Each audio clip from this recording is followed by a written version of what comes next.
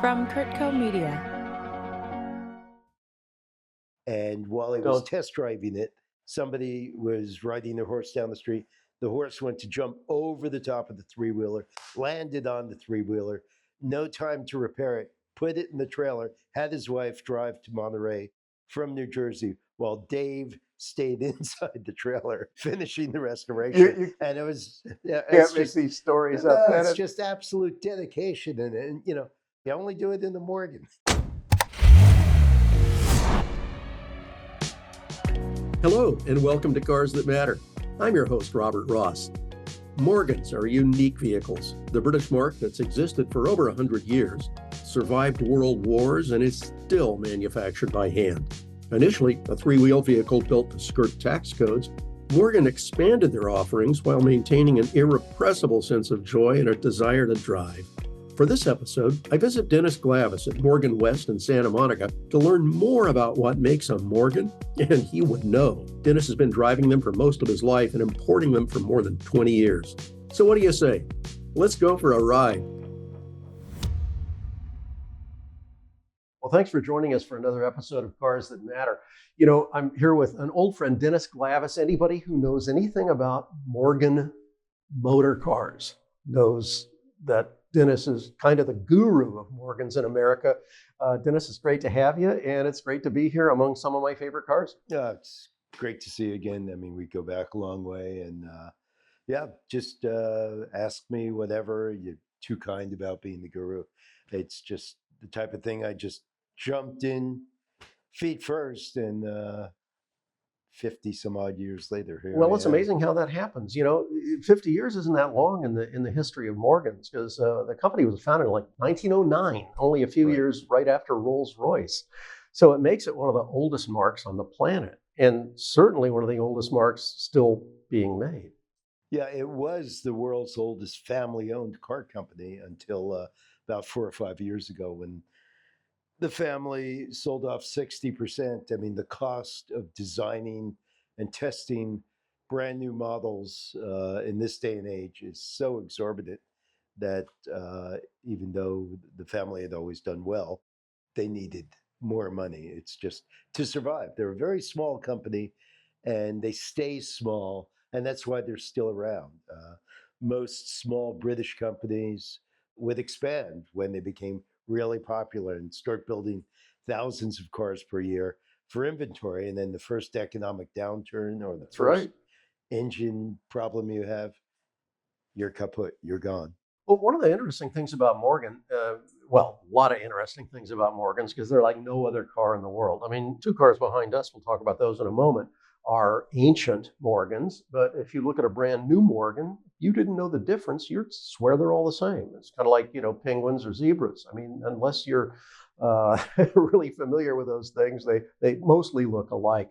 And that, I think, is the car's charm, that they just really have kept their character, their look, the feel, and really the essence of their personality all these many years. And who else can say that? Maybe a 911, maybe I don't know who else can say that other than Morgan. Well, the secret, two things. They really are the last truly hand-assembled, hand-built car. And they keep their pre-war design look. I mean, the first four-wheeler was 1936. A lot of people, if you're driving a brand new 2025, think you're driving the 30s car, even though it's as high-tech as, well, it's mostly BMW.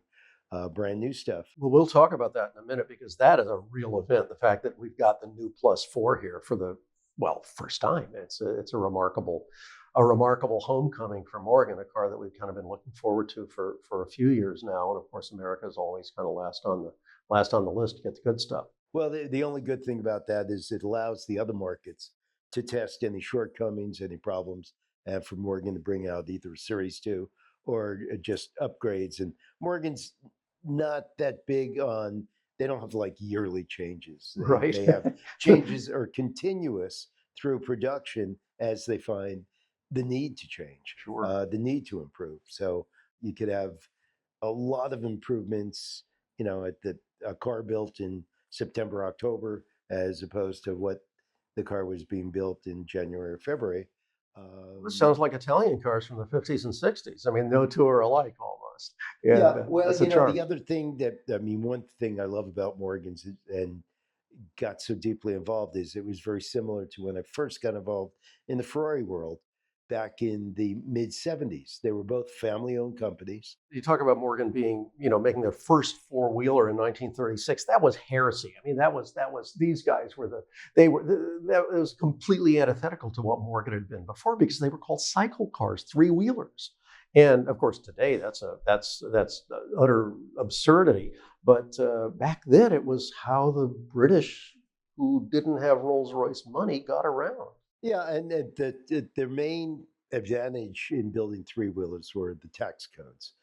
The taxes were huge on four wheeled cars, but really minimal on three wheelers. And once they changed the tax laws in 36 or 38, demand went from huge to almost not. And of course, then the war almost immediately ensued. And, Shut everything down for everybody. right, Yeah. right, right. But Morgan kind of soldiered on with their three wheelers. And it's what a lot of people, young people, learn to drive on because after the war, you could buy a used three wheeler for £5, you know, and use it and grew up on it, and it had a charm.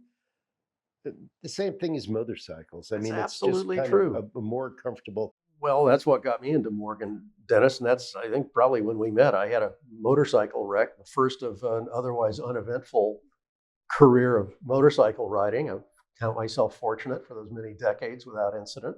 But I decided, you know what, I'm going to hang up my helmet, but I want something that's just as fun. And the Morgan was the closest I could come, maybe short of a Caterham 7 or something like that, to a motorcycle on four wheels.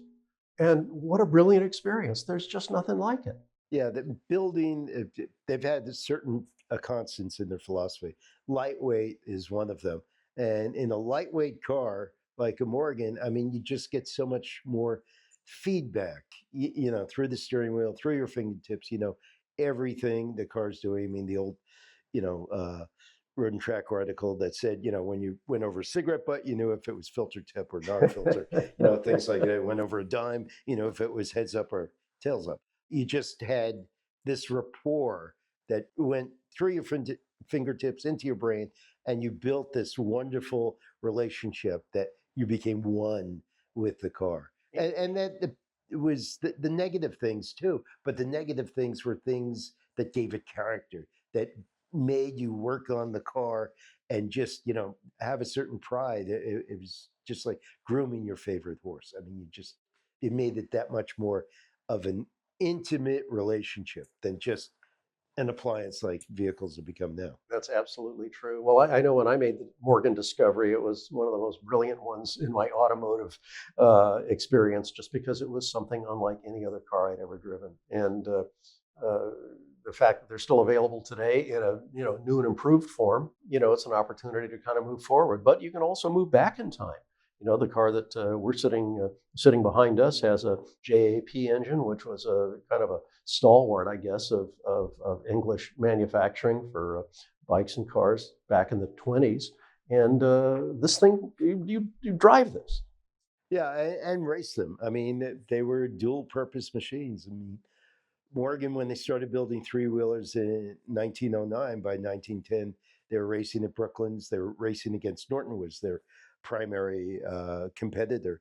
But Morgan became dominant for a while, and the three wheeler held all kinds of world Brooklyn speed records. They're enormously successful, and you could drive it as your transportation, during the week, and then race it on weekends, sell it Yeah, on weekdays. that was the formula for success up until cars got so complicated and expensive you couldn't really do that. Yeah, I mean, even this car behind us, it's a 1930 JAP.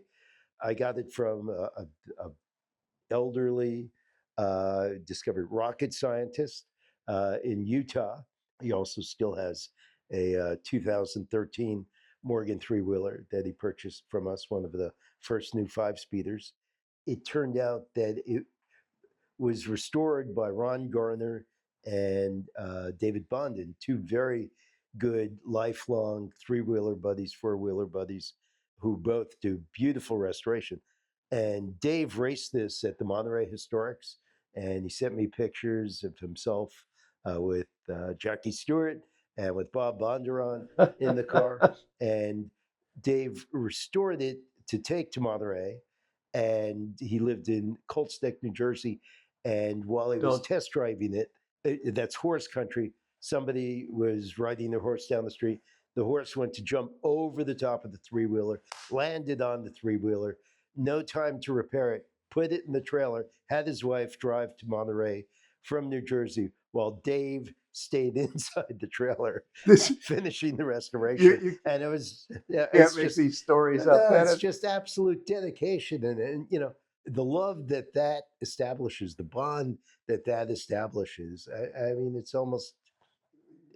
How do you do that today? You only do it in the Morgan. That's fantastic. Well, Morgan seems to bring out the best in people, and has some of the best group of folks that I've ever met in the car world. You talk about different car clubs or different car communities, and everybody knows what it's like to go to a Ferrari meet or to go to a Porsche meet or a Corvette meet, and all of these cars are kind of like animals at the zoo. They all stay in their own quarters, and they all get along with each other sometimes not, but they usually don't fraternize too much. But when it comes to fraternizing, Morgan people do it like nobody else. I went to some of the Morgan club meets with the Plus 4 Club. I mean, where else can you hear bagpipes and be served a haggis with a complete ceremony? I mean, this is unreal. Who thinks of this stuff? Members of the Morgan Club, because they love tradition, and they love British tradition, and nobody's pretentious. I mean, that's what's great about it. Everybody's the same. Oh, we never used these hose clamps on the 1938. That was from a 1939. You don't hear any of that, right? No. Well, at concours, I mean, there are certain things, but you make a lot of exceptions. We don't take away points if you use period accessories, even if it didn't come from the factory that way. Part of the fun and part of, once again, bonds people with a car like a Morgan is accessory, individualizing it. Yes. And that car will always be known as so and so's car that owned it. Oh, that's Lou's car. Well, I've owned it 20 years. Yeah, but Lou had it the first 5 years. It's Lou's car. Stuff like that, because that's right. He did his paint scheme, or put in the tube radio or the Telefunken radio, or just the Necker's knob or whatever on it, and it imbues in people's memory. Well, and the good times that they had together. That's an essential part. I mean, the Morgan people. When I first got involved in the 70s, when I first got my Morgan, there was I don't want to say a split, but there were three-wheeler guys and four-wheeler guys. Three-wheeler guys were kind of like the Hells Angels of the club. They go to concours and start spinning donuts, in the infield. That probably doesn't happen in the Rolls-Royce Owners Club. I love it. I'm looking at all the cars that you're at Morgan West, which is obviously where we're doing the show today, which is really the mecca for Morgan on the west coast of America. Maybe in America, period, you probably sell more Morgans than anybody around. You certainly have more than I've ever seen in one place in my life. This is everything from soup to nuts here. I mean, 1930 or before up to the latest 2025. And everyone's different. One thing that I guess has allowed them, help me understand this, Dennis, is allowed Morgan to stay in business so relatively successfully without some of the hurdles that other small manufacturers have had, is that they've always been smart enough to never make their own engine. Yeah, I mean, that all you need, if you build your own engine, all you need is one flaw, one misdesign, and you're bankrupt. There's no way that you're going to, I mean, that's what happened to TVR. Right. When they designed their own V8. That's right. They had to recall something like 500 of them, and that's tanked on TVR, then they just closed the company. They can't afford, and they always use kind of a blacksmith approach, even to this day, in the sense that all their components are really durable, really strong. They may not be the highest tech, although now they are, but they're really, Triumph was a tractor engine, the old Coventry Climax. I mean, fire pump engine, just very, very strong. The old Moss gearboxes date back to 1918 as That's a right. design, but That's they're right. indestructible. It's, They're it's cranky. They'll crunch on downshifts, but they'll never come apart. And there's no slop. It's you drive a 356, and like a Volkswagen, you can take the it's shifter and just like stirring the porridge that's till you right. find the gear. That's On right. the Moss, it's snick, crunch, snick, crunch, crunch, snick. It's just so precise and strong. And it doesn't break. And you're right, the tractor engines, obviously the Triumphs, the TR3s and 4s, whatnot, those things were absolutely indestructible. Yeah. And that's what made them so charming, not the most advanced. I guess Morgan's secret was not such a secret, really, when you think that some other small companies did the same thing, like Bizzarini. Bizzarini used the Chevy 327 for so many of his cars because they were performed as well as any Ferrari. They didn't sound as good and have as many Weber carbs, but they did the same thing. Yeah, and Morgan did the same thing with the Plus 8. They took a Buick aluminum V8, 215 cubic inch, jammed it in a Plus 4, kept the Moss box, and had the world's fastest two-seater sports car That's for a right. brief period of time. That's the one Buick had in 1963 that nobody really wanted, and they sold the rights to Rover, I guess. And Yeah. the rest is history. Yeah. Mine was a 4.0. I guess it evolved to that size, and it was just a remarkable thing. Yeah, torque monster, and again, it's completely bulletproof. I mean, just Plus 8's like almost every Morgan will go 300,000 miles without major attention, unless you do something stupid or run out of coolant or something. But again, super durable, super dependable.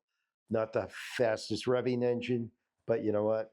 Makes up for it in just so easy to drive and Sure. incredible torque. And sheer pleasure. I mean, just the sounds and driving these cars is not just a matter about the car itself. It's really the charm of any car or motorcycle where you're not encumbered by a roof and roll up windows.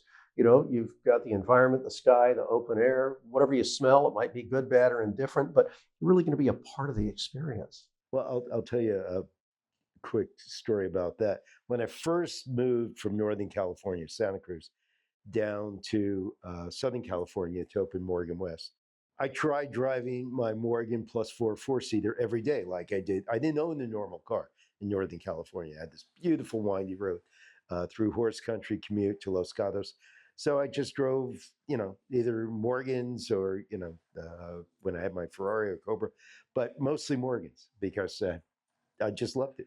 Everybody, when you're driving a Morgan, waves at you, gives you a thumbs up. Boy, you just brought that up. There are any number of cars you can drive these days. You may think you're pretty cool driving them, but a lot of people don't like them. I mean, an extended central digit usually comes with the territory if you're driving a Ferrari or a Lamborghini or a McLaren or whatever. But nobody hates a Morgan. Old women love Morgans. Little babies love Morgans. Everybody thinks they're cool. I remember we were in Fort Bragg on a 500 mile, the Dirtbag 500. And we stayed overnight at the motel. When I came out of the motel, little old lady walked by, looked at my car and says, "That's a pretty snappy unit you got there, mister." I always loved that. I was talking about, just being close to your environment, what's going on around you in the morning. So I tried driving my Plus 4 here, and the freeways here are a totally different experience, especially, the 405 meets the 5, and it's nothing but giant trucks everywhere, the heat coming off the trucks. But I remember going by on the center divider on the freeway, and there was a beautiful flowering bush growing out of one of the water drains. And as I crept by, just this wonderful aroma just, filled my head. And I went, you know what? If I were in a closed car with the air conditioning on, I'd have never experienced that. That was such a wonderful, just moment of life, in what shouldn't be a moment of life environment, a giant 7-lane freeway going bumper to bumper. But it suddenly, my life was great.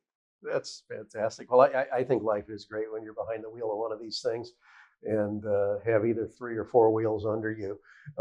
I know I've had some time to drive your Plus 3s, both the V-twin engine predecessor of the new Super 3, which is really a pretty amazing car. Tell us a little something about that car. The Super 3, it was a design. They had to replace the power plant on the V twin, Which is which was essentially, to explain to our audience, that's a Harley Davidson V twin type engine, type correct? engine, right? It's a huge V twin, 2 liter, huge pistons, The size of vibration. coffee cans. Everyone loves the way they drive. I mean, just the sound, the look, the big engine V twin hanging out front. But it would no longer pass European smog standards in 2020 was the last year. So they had to change. They looked at just changing the engine. John Wells, fresh sheet of paper on this. Monocoque chassis, a first in the Morgan. Use a Ford 3-cylinder Dragon engine, just a cooking engine again.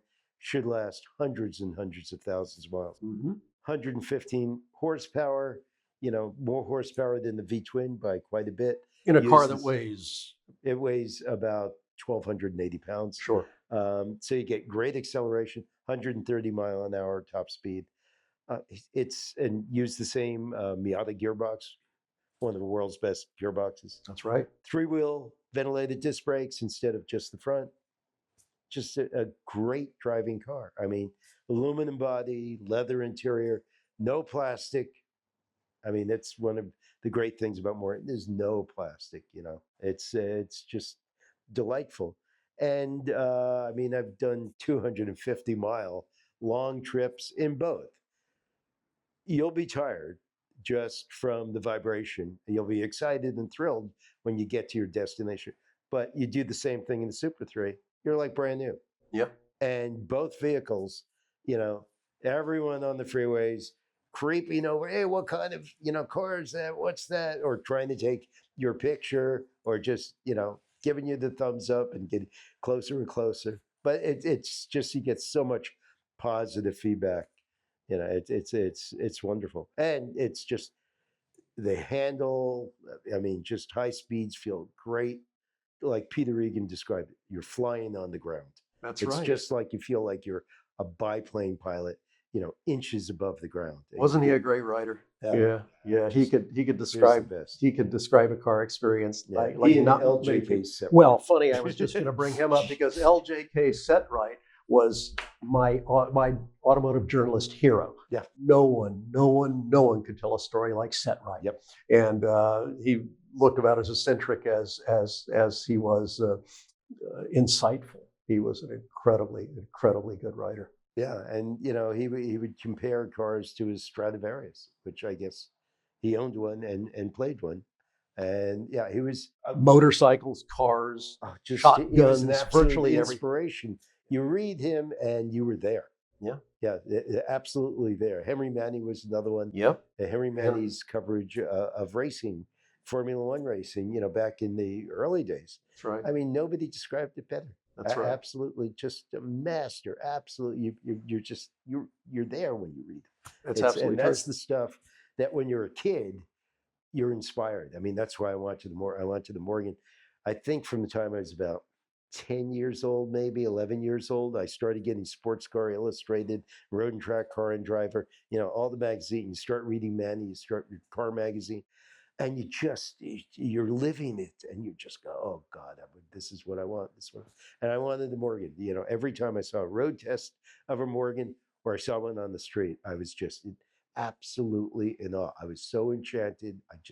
That was the only car I wanted. I loved other cars, maybe. My friends got other cars, but I wanted the Morgan. And there were a few cars I owned before, but it didn't take long. In '72, I got my first Morgan. I've never looked back. That's fantastic. What a champion of the mark. Well, it's really, obviously it's a hobby, but you take the competition a little bit seriously. You have some fun with it, and you've won a number of races, and you've raced just about every kind of Morgan there is. Yeah, the only races I've actually won are slaloms. I used to be very competitive in our annual slalom in Northern California. I finished as high as second in vintage racing to a Lagonda V12. I forget the South African's name. He was a great driver, absolutely great driver. He actually came up to me and shook my hand, and that was a great day. Most of the time, I was when I raced with the pre-board group, I was usually in the top, say, 7 or 8. Um, when I got bumped to the 47 through 53 group, it was usually middle of the pack, but I always finish. Always, and all you need is one other car to have a race. You know, you get That's right. just as much of a thrill if you're dicing. You know, with one other car, it doesn't matter if it's front of the pack, back of the pack. That's the excitement. You're trying as hard as you can. He's trying as hard. He passes you, you pass him. It's kind of like how many guys do you need to have an auction? Yeah. Two people that want the That's same it. thing. That's it. Obviously, a question for you. It's like asking a parent which kid is their favorite. If you had to pick a Morgan, now you can be Picasso and say, you know, when they ask about which is your best painting, he said, my next one. Right. Which is your favorite Morgan? You know, they're all my favorite. I hate, I don't want to be evasive, but each model has a character all into itself. And I've never driven any Morgan, well, maybe a propane powered 4.4 with a 4-speed. That I was just That was the only way they could get him in here. Didn't Bill Fink do those? Was he? Yeah, it was just kind of slow. I mean, these aren't exactly fast, but Referring to the old the three-wheelers, yeah, from the 20s and 30s. But the seat of the pants, sure, it feels like you're, you know, just going a million miles an hour. Well, you have more fun driving a slow car fast than a fast car slow. I mean, that's the first thing you learn when you. So it's just, you know, you drive a three-wheeler. You've got the sound. You're sitting so low to the ground. I mean, the look.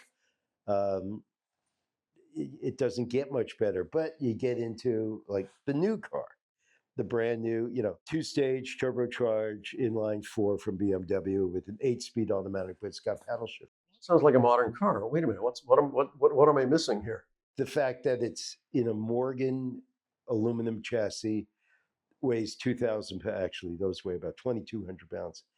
You go through the gears using the paddle, put it in the sport mode. It's barking. It's just, God, it's fun. That's you know, you're just as excited and you're going a lot faster, but it doesn't matter. It's all seat of the pants perception. Whether you're doing, you know, 55 through a corner or you're doing 35 in a 20s car, three-wheeler, you know, it's just, you're hanging on for dear life, you know, finding the apex. You just, so that's why I say you got you're driving a +8, which they built for 35 years in the Range Rover engine version. You know, you get that massive torque, you know, high speed cruising, you know, and just sitting on 100 miles an hour all day long if you want. You know, new cars you can sit on 130, 140 all day long. sure. But again, it's all seat of the pants perception, and none of them disappoint. That's the thing. That's why I can't say one's my favorite. I might like the color on this one more, but you know, next year I might like that color more. There you go. It's just, but the car itself, the mark itself. I'll give you another example: the +4 Plus. Yes, The fiberglass bodied coupe that that's right. Now that was rare. What, about 30 of those? 26. Okay. 26 were built. I had one for about 12 years. It was two-tone. It was navy blue over Ferrari Corsa red sides. That's right. And it had red leather interior. That's right. And I did the engine to super sport specs. When I used to show in Northern California back in the 70s or early 80s, there was a beautiful blue +4 Plus. And I'd always look at it and I'd have the same appreciation or feeling about it that was the reason it didn't sell. I'd look at it and go, that's not a Morgan. It just doesn't look like a Morgan. Who'd want a Morgan like that? Time goes by, another 20 years. I look at it. I own one. I'm restoring 3 others. And I go, this is one of the most beautiful designs ever. It's just perceptions change. And suddenly I looked at this lovely, you know, like almost Lotus Elite. Yeah, well, that's precisely what it reminds me of. It could have been a Lotus design. Yeah. And not to mention the fact that it was fiberglass. Yeah. And, you know, suddenly I just see them as absolutely gorgeous car. Not a mistake. Just, it was brought out too early as a design and it wasn't appreciated by Morgan. People tend to be very conservative. Every time Morgan brings out a new model, everyone that owns one usually says, Oh, that's not a Morgan. Nah, that's not a Morgan. And they brought out a 4-wheeler and 36-hole 3-wheel. Oh, that's not a Morgan. And those guys are probably still alive. I know that a lot of your customers or a lot of Morgan owners seem to live. Morgans seem to go with a long life. Well, why do you think they're still alive? That's right. They drove a Morgan. It's absolutely true. There was made their life better. It's just, like the magic elixir. I'm so excited now, and I feel the great loss no longer having mine. I think it's time to go for a drive. Okay, let's do it.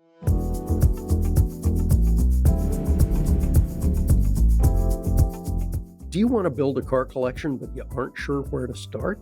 Here's a car within reach from Hemmings that could become your garage gold. 2011 to 2018 Bentley Continental GT. You want to make a grand entrance or a bold exit? It's big, powerful, heavy, and easily tops 200 miles an hour. The Continental GT offers the sort of unmistakable presence that might be right for you. Bentley offered the second generation of this distinctive GT with a twin-turbo W12 engine, as with the first, but also added a twin-turbo V8 option.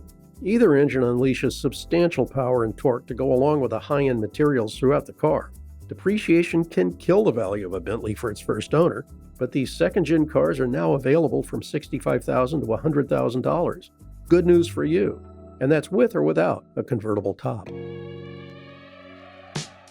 On my next episode, we'll visit the world-renowned Art Center College of Design for a conversation about contemporary car design with the transportation chair, Marek Georgievich. Cars That Matter is a Kurtco Media production. I'm your host, Robert Ross. The show is produced by Bill Curtis and Stuart Halpern, with audio and video production by Ness Smith-Sabadoff, and additional support from Melody Larson, Lindsay Davis, Deborah Smith, and AJ Mosley. To listen to more episodes of Cars That Matter, follow us on Apple Podcasts, Amazon Music, Spotify, or wherever you listen to podcasts. If you like this episode, be sure to rate us 5 stars to help other listeners discover the show. For exclusive video episodes, visit hemmings.com/cars that matter.